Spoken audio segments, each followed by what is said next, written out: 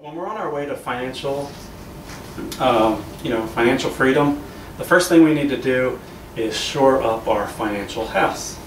And even if you don't know anything at all about building houses or construction or anything like that, I'm sure you at least know that probably one of the important, when building a structure at all, probably one of the most important things is the foundation, right?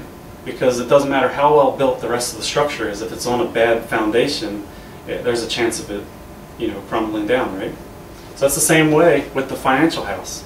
The financial house starts with the foundation, and to start off the financial foundation, the most important thing is income protection.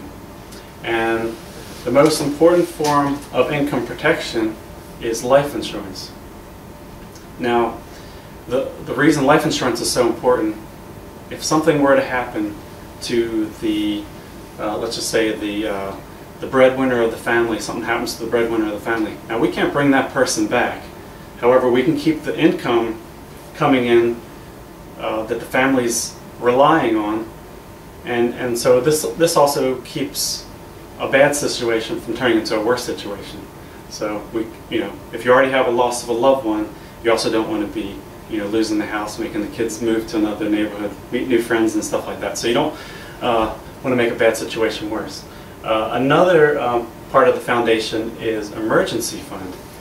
Now, an emergency fund, a lot of people say you need anywhere from 3 to 6 months of your living expenses in your emergency fund, and you want this to be easy access to this money. You might want this in a savings account or a money market account, some type of fund that's you're not going to have to pay penalties to have access to it. And the thing is, this emergency fund can also work as income protection too. Let's just say, I'm sure you can imagine in this economy, if you were to lose your job, you don't want to make a bad situation worse by not only losing your job, but also possibly losing the house or something like that. It's good to be able to have some money to pay the bills still while you're looking for new work. And one more thing that I like to add in the foundation is a will.